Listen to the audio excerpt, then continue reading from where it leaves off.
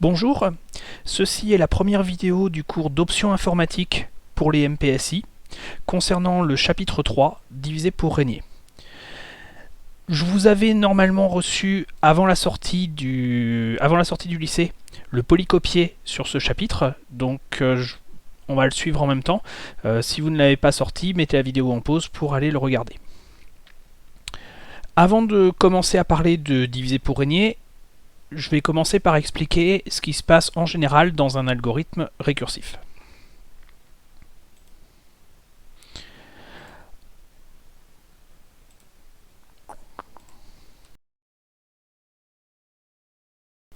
En général, dans la résolution d'un algorithme récursif, vous cherchez à résoudre un problème de taille n, voilà, de taille ou de paramètre n, et généralement vous vous ramenez à un problème de taille ou de paramètre n-1. Et donc la partie récursive de votre algorithme, la récursivité dans votre algorithme se fait en 3 parties. Tout d'abord, vous construisez à partir de votre entrée un problème de taille n-1, vous résolvez le problème de taille n-1 de façon récursive, et ensuite vous utilisez cette solution pour construire la solution du problème de taille n.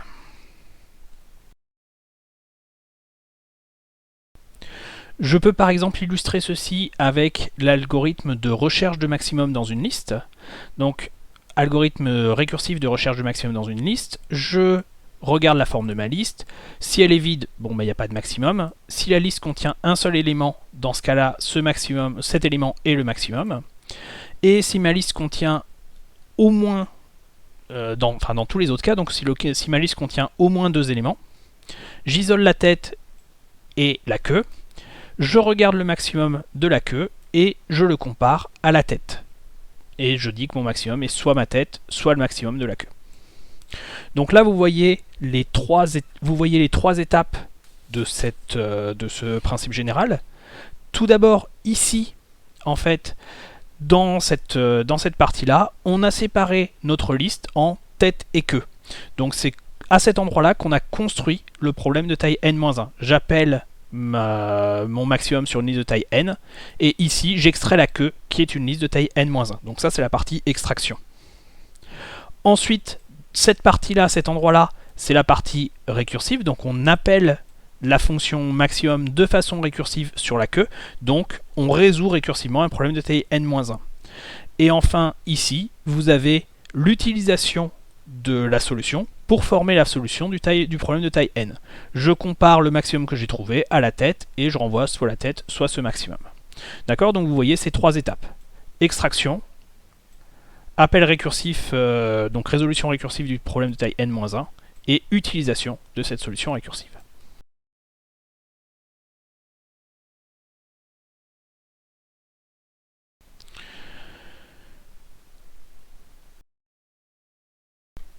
Donc, voilà ce qui se passe. Vous avez votre problème de taille n, vous extrayez un problème de taille n-1 et vous le résolvez.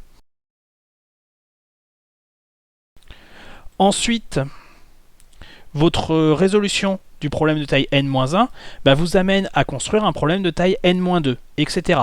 La résolution du problème de taille n-2 amène à construire un problème de taille n-3, etc. etc. jusqu'à ce que j'arrive à un problème terminal, donc de taille 0 ou 1. Et donc, en appliquant cette méthode d'algorithme récursif classique, on va se retrouver à effectuer n étages de récursivité, n appels récursifs imbriqués, pour la résolution d'un problème de taille n. Alors, je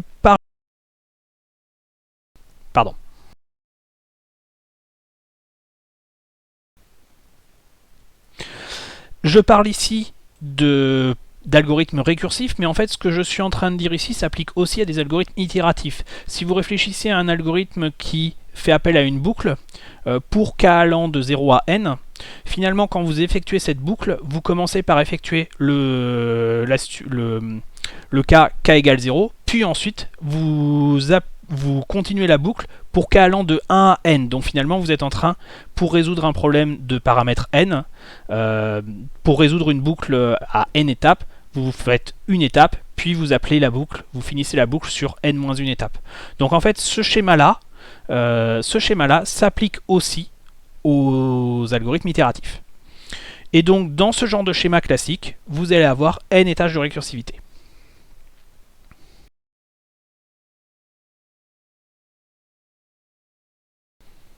Le principe de la méthode divisée pour régner est va être de séparer notre problème en deux morceaux, de séparer notre problème en plusieurs morceaux, mais surtout en des morceaux de taille n sur 2. C'est-à-dire qu'au lieu d'appeler récursivement mon algorithme sur une partie de taille n-1, je vais essayer de l'appeler sur une ou plusieurs parties de taille n sur 2. Donc typiquement, si j'ai un problème de taille n un peu du même genre que la recherche du maximum, je vais faire quelque chose comme ceci. Je coupe ma liste en deux au milieu, ou à peu près, et j'obtiens deux listes de taille n sur 2 sur lesquelles je vais vouloir résoudre le problème. Alors à nouveau, il va y avoir trois étapes. Tout d'abord, l'étape de partage. Donc c'est le moment où on a notre liste, on la coupe en deux. Où on a notre problème, on se ramène à des sous-problèmes. Alors, dans l'idéal, des sous-problèmes de taille n sur 2, mais le n peut être impair, donc pour résoudre, pour éviter ce cas-là, je dis partie entière de n sur 2 ou partie entière supérieure. Ce symbole-là, ça indique le nombre entier supérieur ou égal immédiatement supérieur ou égal à n sur 2. Donc je partage ce problème en deux sous-problèmes, enfin plusieurs sous-problèmes. On verra justement, ça peut être 1, ça peut être 2, ça peut être plus. On résout ces différents sous-problèmes. Et ensuite, on utilise les solutions de ces différents sous-problèmes pour former la solution du problème global.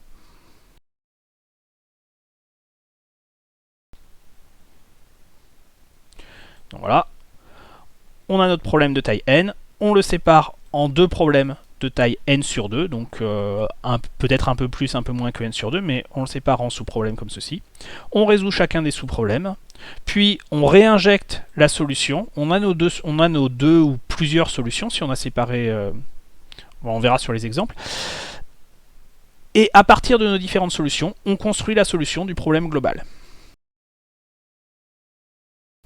Donc si je généralise cette construction, si je regarde ce qui se passe dans la récursion, ici, dans le cas où j'ai séparé en deux sous-problèmes de taille n sur 2, ensuite, ce problème de taille n sur 2, je vais lui-même le résoudre en le séparant en deux problèmes de taille n sur 4. Pareil ici. Voilà. Ceux-là, je vais à nouveau les séparer, etc. Donc à chaque fois, je vais couper en deux.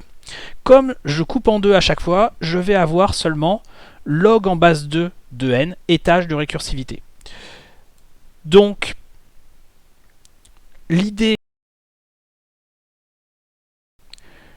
sur cette démarche, c'est que j'ai beaucoup moins d'étages de récursivité. Par contre, j'en ai seulement donc log en base 2 de n, log de n à peu près. Par contre, vous voyez que ces étages de récursivité sont beaucoup plus compliqués. Donc, comme ça, a priori, je ne sais pas si cette démarche va me permettre de gagner du temps ou pas. C'est possible, parce que j'ai moins d'étages de récursivité. Ce n'est pas du tout gagné, parce que mes étages risquent d'être plus compliqués. Alors ça dépend beaucoup des problèmes. Pour certains problèmes, on gagne effectivement du temps comme ça, avec une méthode divisée pour régner. Pour d'autres, ce n'est pas le cas.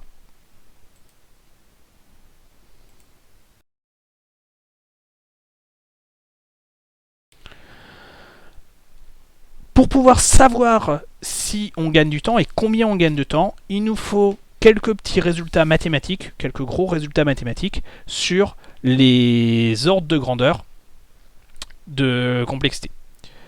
C'est ce que je fais dans le grand 2, c'est ce que je vous donne dans le grand 2. Je commence par rappeler les résultats sur les algorithmes usuels. Alors ce sont des résultats qu'on avait déjà mis dans le cours du chapitre 1. Mais à ce moment-là, je les ai passés rapidement en disant bon, on n'a pas le temps de les regarder maintenant. Donc je vais quand même en parler un petit peu plus. La proposition 1 vous permet d'évaluer la complexité d'algorithmes itératifs. En fait, typiquement, vous avez des sommes pour k allant de 0 à n de quelque chose de complexité. Vous êtes en train d'évaluer la complexité d'une boucle ici. C'est-à-dire que j'imagine que ma boucle, je l'effectue pour k allant de 0 à n. Et ce que j'ai à l'intérieur de ma somme, c'est en fait la complexité de chaque étape dans la boucle, qui est quelque chose qui peut dépendre de k. Et donc la complexité totale de ma boucle, bah, c'est la somme de ces complexités, des complexités de chaque passage. Donc là, ce résultat, ce théorème, me permet de déterminer la complexité d'un algorithme qui repose sur une boucle. Donc ici, voilà, selon la forme, selon la complexité de chaque passage dans la boucle. La proposition 2, elle, permet d'obtenir la complexité d'algorithmes récursifs classiques. Donc un algorithme récursif classique, sa complexité, si je l'appelle UN, elle vérifie UN plus 1 égale quelque chose fois UN plus quelque chose d'autre. Donc, puisque j'effectue mon algorithme de taille n plus 1, pour ça, je me ramène à une ou plusieurs résolutions de taille n. Donc, un certain nombre de fois UN. Alors A, je l'ai pris dans R plus étoile dans le théorème, mais en fait, en pratique, ce sera un entier. C'est 1 si j'applique une fois si je fais un appel récursif, 2 si je fais 2 appels récursifs, 3 si je fais 3 appels récursifs, etc. Et BN, c'est ce que je dois rajouter en plus pour passer de l'algorithme de la complexité sur l'appel de taille n à la complexité sur l'appel de taille n plus 1. Autrement dit, BN, c'est en fait la complexité de tout ce qui va en dehors de l'appel récursif. Donc la complexité de l'extraction et de l'utilisation pour remonter au problème initial. Et donc on a des résultats selon la forme de BN, selon la forme de BN, selon un équivalent de BN, selon l'ordre de grandeur de BN, voilà, et selon la valeur de A aussi, pour obtenir un résultat sur la complexité. Donc ça c'est pour un algorithme récursif classique. Maintenant, si je m'intéresse à un algorithme de la forme divisé pour régner. Un algorithme de la forme divisé pour régner, puisque je coupe mon problème en différents sous-problèmes, la complexité du problème de taille n va dépendre de la complexité du problème de taille n sur 2. Alors techniquement, partie entière inférieure et partie entière supérieure de n sur 2. Donc j'ai une relation comme ceci, C de n, la complexité pour un problème de taille n, en fonction de la complexité des sous-problèmes. J'ai des constantes qui apparaissent, A et B, qui sont en fait le nombre d'appels récursifs que je fais. Donc avec le schéma que j'avais fait tout à l'heure où je faisais 2 appels récursifs, j'aurai sans doute A et B qui seront égaux à 1, parce que je vais avoir un problème de taille n sur 2, partie entière inférieure, un problème de taille n sur 2, partie entière supérieure. Et puis, donc voilà, A plus B va être du coup le nombre de sous-problèmes que je construis dans ma résolution récursive. Et bêta n, bien c'est la complexité des opérations en plus, hors des appels récursifs, autrement dit, la complexité du partage et de la fusion pour un problème de taille n. Donc j'ai une relation de cette forme-là. Alors on a plusieurs propositions pour traiter ça, je ne vais pas rentrer dans le détail des preuves mathématiques. La proposition 3, ce qu'elle dit, c'est que si en fait j'ai deux suites UN et U'N qui suivent quasiment la même relation, au détail près que j'ai βn et β'N, et que βn et β'N sont de même ordre de grandeur, c'est-à-dire que l'une est un grand état de l'autre, autrement dit que βn est un grand taux de β'N et que β'N est un grand taux de βn, c'est ça que ça veut dire du même ordre de grandeur. Alors, et que j'ai les mêmes conditions initiales sur U et U', alors les suites UN et U'N sont du même ordre de grandeur. Donc l'une est un grand état de l'autre, ou autrement dit, l'une est un grand taux de l'autre et l'autre est un grand taux de l'un. De l'une. Donc en fait ça me dit que pour résoudre ce genre de relation et pour trouver un ordre de grandeur de C de n, j'ai pas besoin de connaître βn précisément. J'ai juste besoin de connaître un ordre de grandeur. Donc j'aurais juste besoin de savoir que βn est par exemple de l'ordre de grandeur de n ou de l'ordre de grandeur de n carré, ce genre de choses me suffira pour répondre au problème de complexité, de diviser pour régner. Enfin, on a le théorème maître qui nous permet justement de résoudre cette relation-là. Donc maintenant on a remplacé βn par un grand état de quelque chose. On suppose que c'est un grand état de n puissance p, donc d'une puissance de n, que j'ai quelque chose comme ceci. Pour le calcul, je pose log2 de a plus b. Donc a plus b, c'est le nombre d'appels récursifs que je fais dans mon algorithme. Et le log en base 2, c'est donc le logarithme népérien sur le logarithme népérien de 2. Bon, puis il y a un résultat. Je compare en fait p et oméga que j'ai obtenu. Et en fonction du résultat de cette comparaison, la complexité pour au rang grand N, c'est un grand état, soit de grand N puissance oméga, soit de grand N puissance p, soit dans le cas où il y a égalité, de grand N puissance oméga, log de grand N. Dans ce théorème, on peut remplacer les grands états par des grands taux. Donc ça, c'est le cas où j'ai une borne supérieure sur la complexité, mais pas vraiment de borne inférieure. Il arrive de temps en temps que le partage et la fusion est un coût nul. Qu'il soit complètement instantané, qu'il n'y a en fait rien à faire. Dans ce cas-là, on considère que P vaut moins l'infini, donc en fait on est toujours dans le premier cas. Et bon, si jamais on appliquait un divisé pour régner, où au lieu de couper en deux, au lieu de se ramener à des problèmes de taille n sur 2, on se ramenait à des problèmes de taille n sur b, dans ce cas-là, on peut généraliser ces résultats. C'est fini pour la partie théorique sur diviser pour régner. Donc je vais arrêter la vidéo ici. On va continuer des vidéos sur les exemples. Donc voilà, on va continuer. On